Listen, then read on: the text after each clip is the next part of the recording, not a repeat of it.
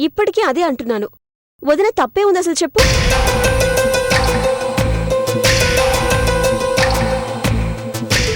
ఆశ్చర్యంగా ఉందా? సరే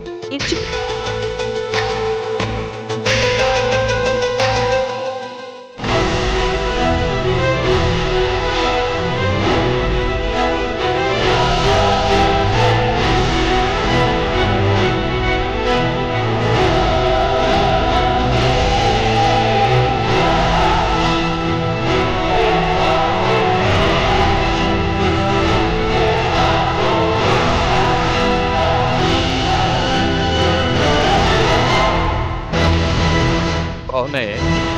ఇవెక్కడివి నీకు? నేనే కంప్యూటర్ మీద క్రియేట్ చేశాను. హో గ్రేట్. నువ్వే ఓన్గా క్రియేట్ చేసావా?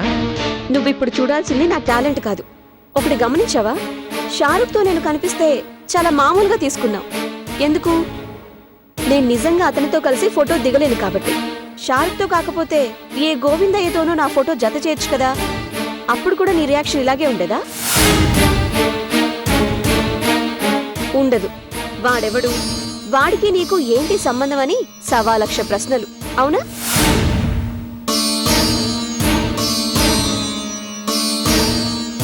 ఎందుకు? వాడు తెలిసినవాడు కాదు కాబట్టి. నేను నిజంగానే వాడితో ఫోటో దిగాననుకున్నావు కదూ?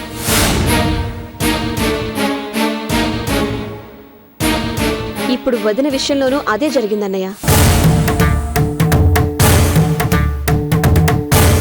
ఎవడో తన ఫోటోల్ని మార్ఫింగ్ చేసి మాయ చేసి మనల్ని ఆటాడిస్తున్నాడు. ఒక్కటి ఆలోచించు. నిజంగానే వదిన అలాంటి పని చేస్తుంటే వాడు అంత డైరెక్ట్గా ఫోటోస్ ఇంటికి ఎందుకు పంపిస్తాడు? అసలు ఆ ఫోటోస్ ఆనాడే వదిన నాశనం చేసుండేది కదా. వాడెవడితోనూ సంబంధం ఉండుంటే గప్చుప్గా మెయింటైన్ చేసేదే కాని ఇలా అల్లరయ్యేది కాదు కదా. ఒక్కసారి ఆలోచించు. మాట్లాడవేరా? ఇంకా వద్దని నమ్మటం లేదా? నమ్మను. నమ్మవా? నిజంగా మగాడు అనిపించావురా. మీ మగబుద్దే అంతా. అయితే మీ వదిన బుద్ధి చూడు.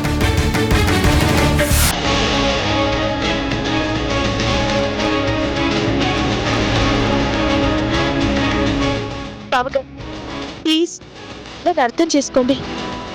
నాకు మీ మీద ఎంత మోజుందో మీకు తెలీదు. మిమ్మల్ని చూస్తుంటే నేను ఆగలేకపోతున్నాను. సంధ్య, ఏంటా పిచ్చి మాటలు? నువ్వు మాట్లాడేది నీకు అసలు అర్థమవుతోందా? సిగ్గు విడిచి చెప్తున్నాను. మీకోసం ఎంత తప్పించిపోతున్నానో తెలుసా? నాకు మీరు కావాలి. ఒక్కసారి నాతో గడపండి ప్లీజ్. ప్లీజ్ ప్లీజ్ బావగారు, నా మాట కాదనకండి. సంధ్య, ఛీ, నిన్ను చూడాలంటేనే అసహ్యం వేస్తాం. ఇప్పుడేమంటావు? ఇదంతా నిజమా? వదిన అలా చేసిందా? ఛీ, ఇంత దిగజారిపోయిందా? ఇది మన ఇంట్లోనే జరిగిందా? మరి నాకెందుకు తెలియలేదు? నువ్వు కాలేజీకి ఆ రోజు ఎర్లీగా వెళ్ళిపోయావు. వెళ్ళగానే ఇదంతా జరిగింది. సరే, ఏదో జరిగింది, అందరం తిట్టాం. తర్వాత అయినా ఊరుకుందా? మరొక రోజు అర్ధరాత్రి మళ్ళీ ఆదిత్యం నిలదీసింది.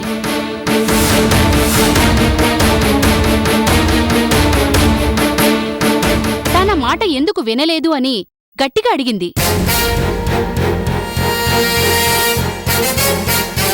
ఇదంతా మా కళ్ళెదురుగానే జరిగింది. నువ్వు మంచి నిద్రలో ఉన్నావు, నీకు మెలకువే రాలేదు.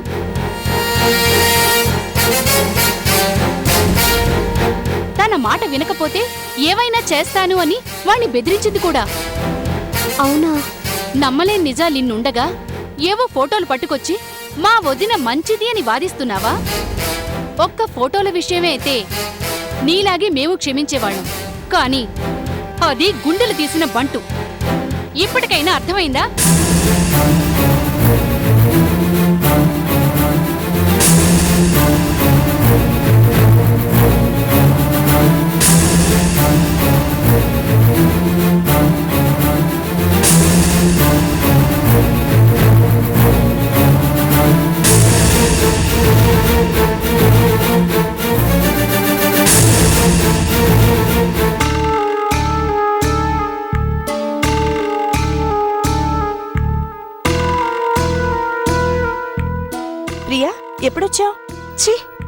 నీ మొహం నాకు చూపించుకో. నన్ను కూడా మోసం చేశావు.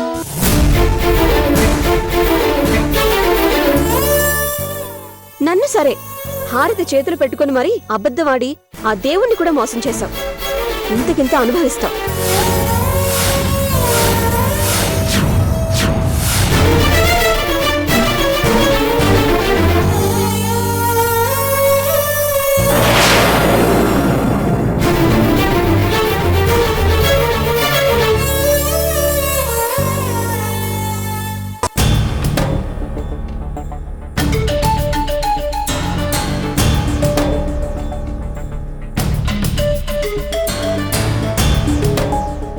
సార్. సూర్య కూర్చోండి. Thank you sir. చెప్పండి. సార్, ఒక ఇన్ఫర్మేషన్ వచ్చింది. పాండు కొడుకు రౌడీ ధనరాజ్ టెర్రరిస్టులతో మాట్లాడినట్టు తెలిసింది. That information is real good. 100% sir. మనకు నమ్మకమైన ఇన్ఫార్మర్ చెప్పాడు. Very good. ధనరాజ్ యాక్టివిటీస్ క్లియర్గా వాచ్ చేయండి. మరో 2 కానిస్టేబుల్స్ని తీసుకెళ్ళండి. Okay sir. అదే పని మీద ఉండమనండి. వాళ్ళకి నా సెల్ నెంబర్ ఇవ్వండి. అవసరమైతే నన్ను డైరెక్ట్గా కాంటాక్ట్ చేయమనండి. ఆ టెర్రరిస్ట్కి సంబంధించిన వివరాలు అప్ టు డేట్గా నాకు కావాలి. Okay sir. అంటే ఈ అటాక్స్ వెనకాల ధనరాజ్ గాడి హ్యాండ్ కూడా ఉందన్నమాట. అవును సార్. వస్తాను సార్. సూర్య సార్. ఒక్క నిమిషం కూర్చోండి. చెప్పండి సార్. ఏం లేదు, ఇది నా పర్సనల్ మ్యాటర్. పర్లేదు సార్, చెప్పండి. ఏం లేదు, 1.5 లక్ష కావాలి. ఎక్కడైనా అప్పుగా. అదేంటి సార్, మొన్నేగా 5 లక్షలు తీసుకున్నారు, మళ్ళీ 1.5 లక్ష అంటే? చూస్తాను సార్, ట్రై చేస్తాను. అది కాదు, కాస్త ఎమర్జెన్సీ, చాలా అవసరం కూడా. తప్పకుండా చూడాలి. Okay sir. కానీ మీరేమనుకోనంటే ఒక చిన్న మాట. చెప్పండి, పర్వాలేదు. సార్, మీ పొజిషన్కి మీ స్టేటస్కి 5 కాదు సార్, 20 లక్షలైనా ఒక లెక్క కాదు. మీరు వద్దన్న అవి సూట్ కేసుల్లో మీ ఇంటికి చేరతాయి. కానీ మీరింత స్ట్రిక్ట్గా ఉండడం మీకే కాదు సార్, చాలామందికి ఇబ్బందిగా ఉంది సార్. ముఖ్యంగా ఇలా అప్పులు చేయాల్సిన అవసరం మీకేంటి సార్? జస్ట్ చిటికేస్తే చాలు. మరోలా అనుకోకండి సార్, మీరింకా చాలా జీవితం చూడాలి. ఇంత నిజాయితీగా ఉంటే చాలా కష్టంగా ఉంది సార్. కాస్త లూజ్ చేశారంటే జీవితంలో ఎవరి దగ్గర చెయ్యి చాచాల్సిన అవసరం ఉండదు సార్. నెవర్. నేను అలా ఎన్నటికి చేయలేను కూడా. 5 కాదు, 50 లక్షలైనా సరే అప్పు చేసేవి తీర్చగలను. కానీ నా డ్యూటీకి, యూనిఫామ్కి అన్యాయం చేయను. సారీ సార్, మీ గురించి చెప్పానే తప్ప వేరే ఉద్దేశం కాదు సార్. ఆలోచించండి. It's all right. కానీ డబ్బు విషయం మాత్రం కాస్త త్వరగా చూడండి. Okay sir.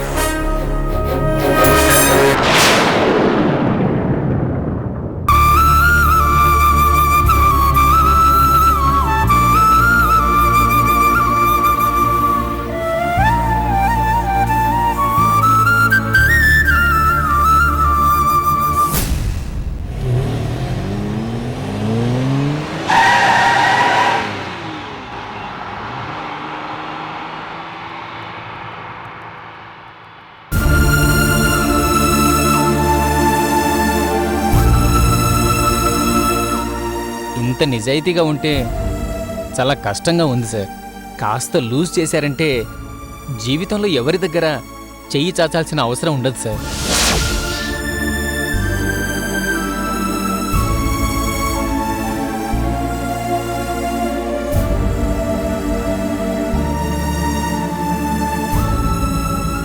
దుడ్డు తీసుకురా, అక్కనే ఎలుకుంటా. లేదంటే అక్కడే ఉంచుకో, అప్పుడప్పుడు వచ్చిపోతా.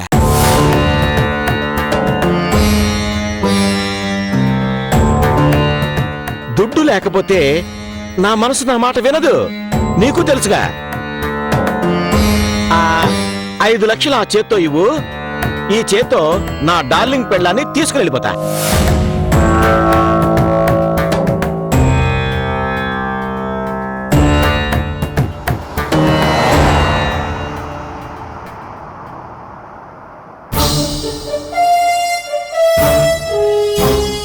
నీకివ్వాల్సిన 5 లక్షలు ఇచ్చాను, ఇంకేంటి?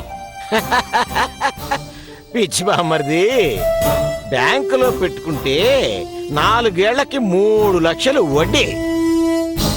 పోనీ అది నా డార్లింగ్ పెళ్ళాం, నువ్వు నా పోలీస్ బామ్మర్ది గనక సగం సగం వడ్డీ అంటే 1.5 లక్షలు ఇచ్చి అక్కడే పంపు, కాపురం చేసి పెడతా.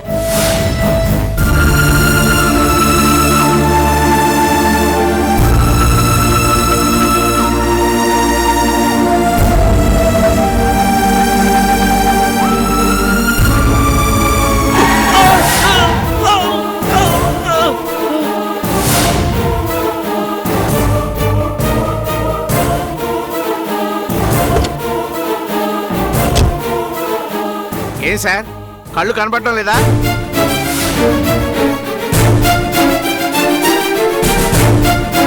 పోలీసు అయితే మాత్రం అంతా మీ ఇష్టమేనా? ఒక్క క్షణం ఆలస్యం అయి ఉంటే నా ప్రాణాలే పోయి ఉండేవి. I'm sorry sir. నడిపేటప్పుడు కాస్త స్పృహలో ఉండక్కర్లా? మీకు ఎవరు ఎదురు చెప్పరానేగా మీ ధైర్యం? నా ప్రాణాలు పోతే మీ డిపార్ట్మెంట్ తెచ్చిస్తుందా?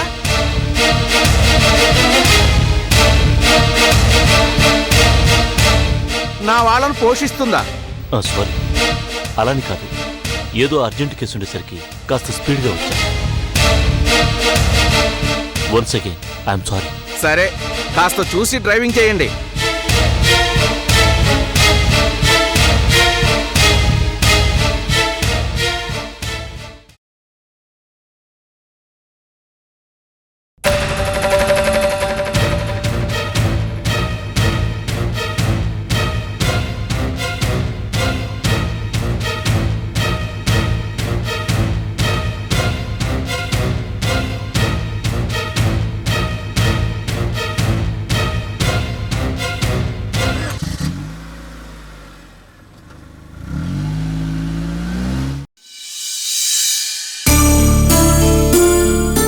ఏమండి, కాఫీ.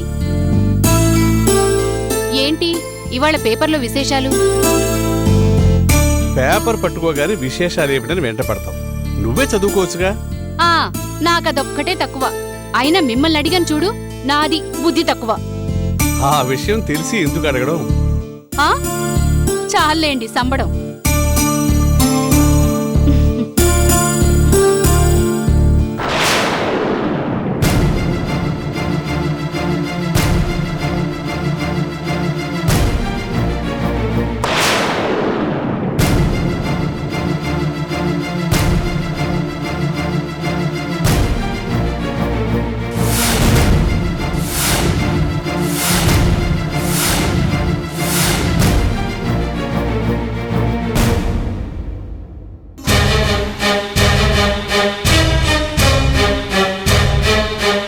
మహి, బాగున్నావా?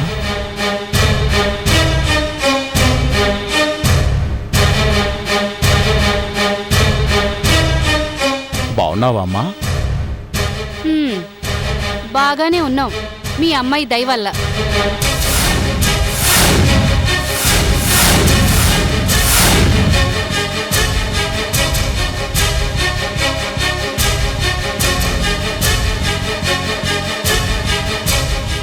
మావయ్య గారు బాగున్నారా? చెబుతూనే ఉన్నానుగా, ఇంకా ఆయన కూడా ఎందుకు? మేమంతా చాలా బావున్నామమ్మా.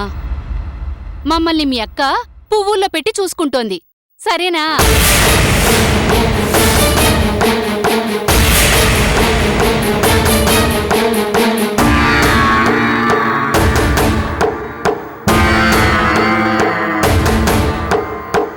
మహి, ఏమైందిరా? వాసు, ఏం జరిగిందో సంజయ్కే తెలియదు, ఏం జరుగుతుందో ఆ దేవుడికే తెలియదు. దయచేసి నన్ను ఏం అడక్కరా. ఏమండి ఓసారి ఇలా రండి. వస్తున్నా.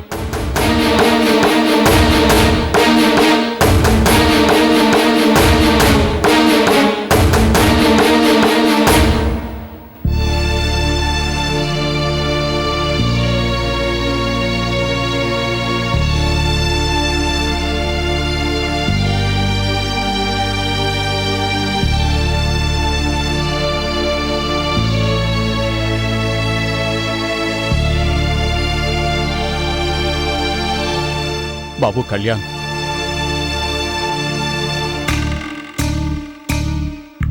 నువ్వైనా చెప్పు, మా వల్ల ఏమైనా అపరాధం జరిగిందా? ఎందుకలా అందరూ ముభావంగా ఉన్నారు? బావగారు, ఇంకా అక్క తప్పు చేసిందని మీరు భావిస్తున్నారా? ఏ తప్పు గురించి నువ్వు మాట్లాడేది? ఎన్నో తప్పులు జరిగిపోయాయి. ఎన్నని చెప్పమంటావు?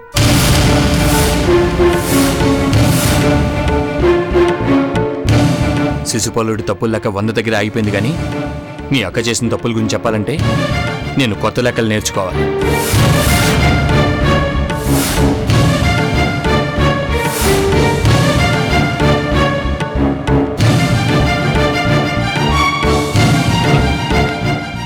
అయినా మీరు మాత్రం ఏం చేస్తారు? మా కర్మ ఇలా కాలిపోయాక వీలైతే దాన్ని తీసుకుపోండి, లేదంటే మా దరిద్రానికి మమ్మల్ని వదిలేసి.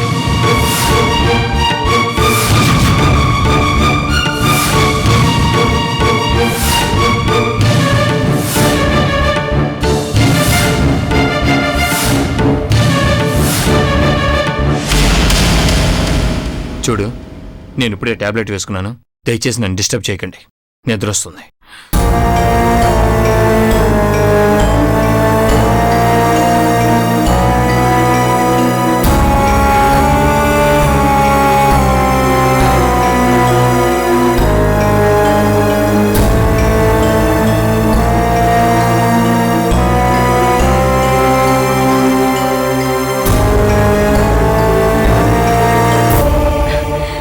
సిరి, నాన్న ఎప్పుడొచ్చారు?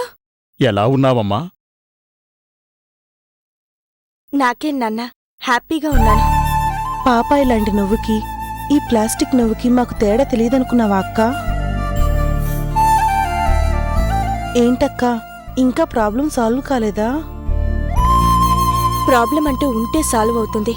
అంటే ఏమీ లేకుండానే నీ బతికిలా అయిందా అమ్మా? ఏమీ కాలేదు నాన్న, నాకొచ్చిన ఇబ్బంది కూడా ఏమీ లేదు. మీరు హైరాణ పడకండి. అక్క, అంతా చూసాం, అందరితోనూ మాట్లాడాం. బావగారు అత్తయ్య సరే, చివరికి మావయ్య గారు కూడా నీదే తప్పన్నట్లు మాట్లాడుతున్నారు. అసలు ఏమైందక్క? చెప్పానుగా, ప్రాబ్లం ఉంటేనే సాల్వ్ అయ్యేది, కానీ ఇక్కడ క్రియేట్ చేయబడింది. అందుకే ఇదంతా. అంటే ఇప్పుడేం చెప్పలేను నాన్న, ఇదంతా ఒక కుట్ర.